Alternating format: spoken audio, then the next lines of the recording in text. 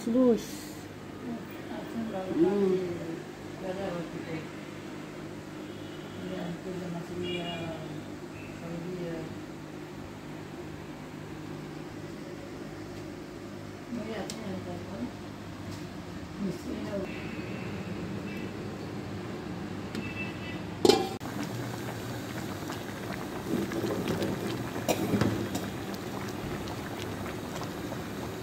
Luluto kami ng kambing.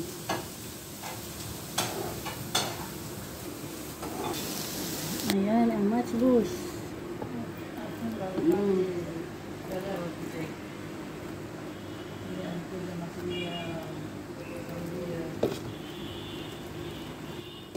Bigas ni hadis ha? No. Ada chili? La? Kubir? Iya, masih besar. Biasa masih tidak habis.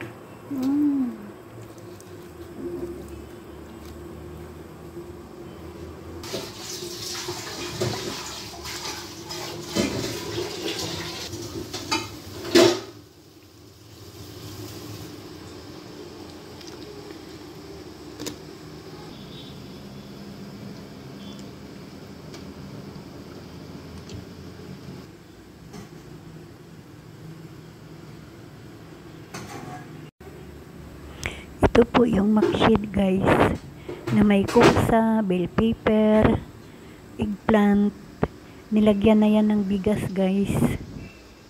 At yan din ang laman ng mga kusa guys. At yan, may gulay. Binibili namin yan sa sa market. Ayan na. At ito na yung karne guys, nalaga na din. Yan. Lagyan pa yan ng ng kulay at ilagay sa firin. Yan ang gagawin na matchbox. Yan guys, masarap ang karne yan guys. Si bata pa din. At nagawa na din ng kasyo. At ito yung jeris. Yan, kanin. Ay, wow, hello, Ace. May bisita kasi guys, kaya nagluluto ng pagkain.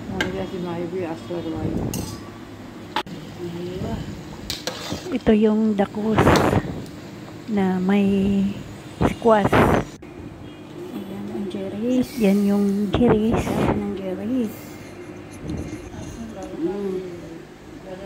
Ayan na guys, tapos na, naluto na din ang ready to serve na ang matchbox. Tapos ito guys, ito yung sa airport pa ako guys, nagpila ako dyan papasok. Yan, ang haba-haba ng pila, ang tagal namin nakapasok. So habang nagpipila kami, nag-video ako.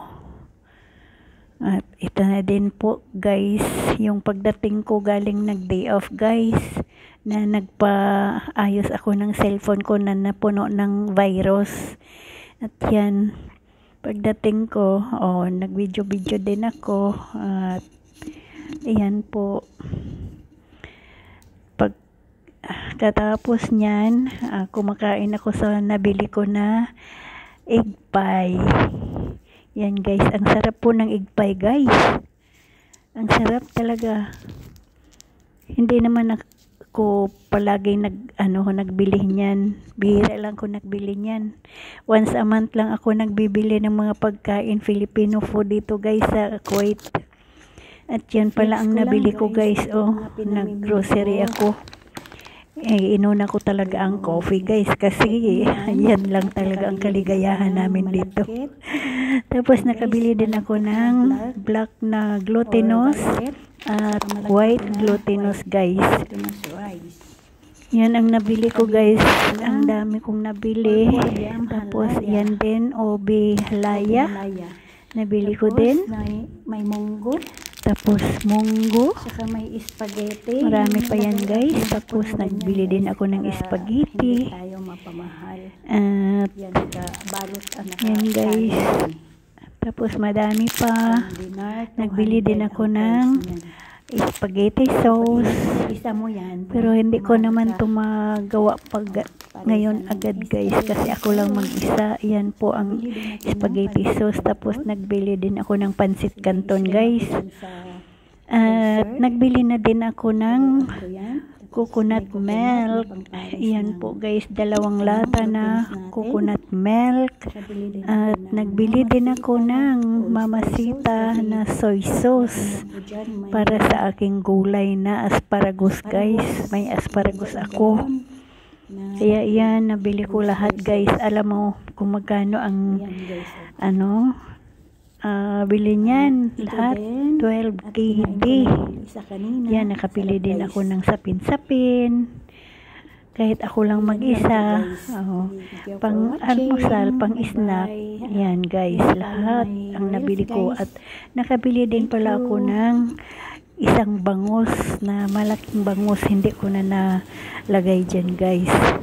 At ito na nga, may pagkain na naman dito na masbus na the judge. At ito guys, isda. Ang daming isda, maraming kulay. Nakakaaliw talaga panoorin guys. Yan po, ang dami. Ang lalaki ng iba. Ang dami talaga. Nakakaaliw talaga tingnan guys. Kasi lumalapit sila pag may tao. At yan, naggrocery na naman ako guys. Namili ako ng bread at kubos.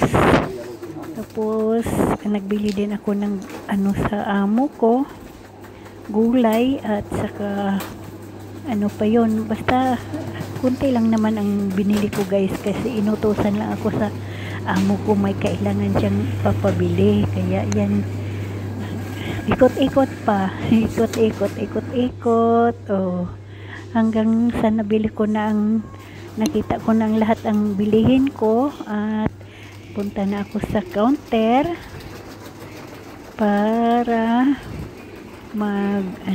magbayad. Tapos yan, paikot-ikot pa pala ako dyan kasi naghihanap ako ng battery. Yan, ng battery na nabili ko. Kasi walang battery yung remote ng TV sa amo ko. Kaya yan, ng mangga kasi wala ito sa ito nga guys, ang sarap ng mangga guys. Ito ang pinaka masarap guys. Kasi gusto ko talagang magpunta ng Egypt guys, dahil dito sa mangga, ang sarap ng mangga nila guys. Kaya gusto ko magpunta doon. Sobrang tamis yan guys. At iyan pala guys, inorderan ako ng amo ko ng chicken fillet. Yan. Itinanong niya ako kung ano daw gusto ko. So, yan ang sinabi ko.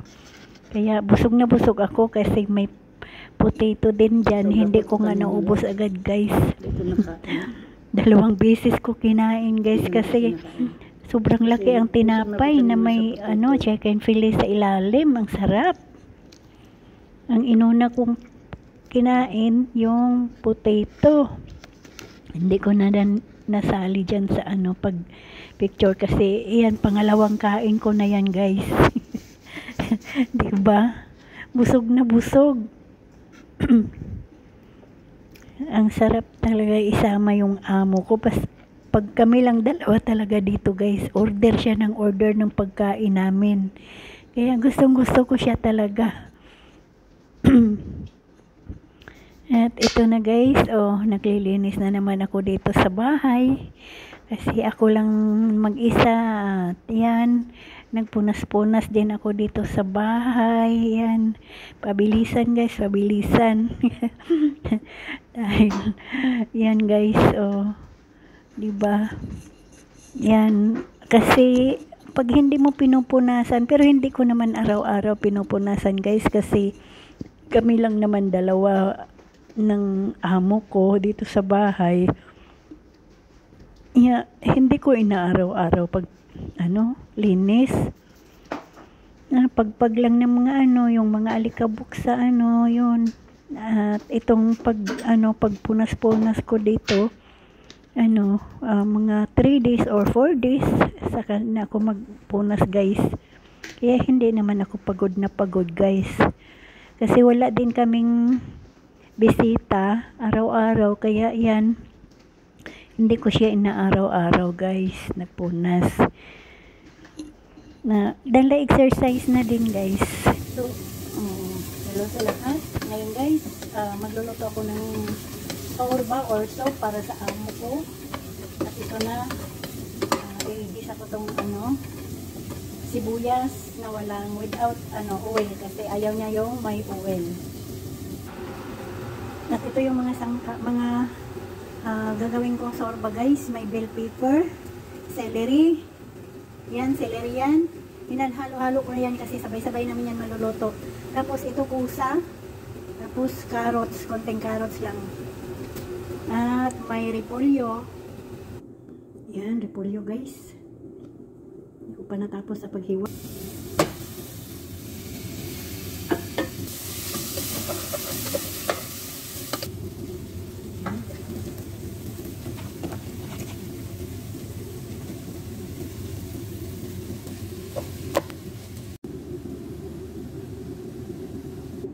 Ito guys, lagyan ko na ng mga baharat. Ito yung curry powder, cumin, black pepper, salt, at saka turmeric. Yan, ilalagay ko yan dito lahat. At maglalagay na ako ng tubig. Lalagyan ko ng tubig kasi yan ang gusto ng amo ko. Yan, hindi pa nilunod yung cabbage. At ilunod ko na din tong cabbage. Takpan natin saglit. Ayan guys, lalagyan ko na ng konting kusmara. Luto na yan. At pwede nang kainin. Sakto lang din ang timpla niya kahit walang magic cube kasi ayaw ng amo ko kumain ng magic cube, ng may magic cube. Kaya yan lang. Asin lang talaga ang itimpla sa niya, ang soup niya. So, yan, pwede na yan. Masarap yan. Yan. So, ayaw na nga guys. Dahil akong nagluto, ako ang unang tungkim. Diba? Ayan. So, ito na yun guys, ang soup or sorba sa amo ko. Tikman natin. So, ito na guys, kain na tayo.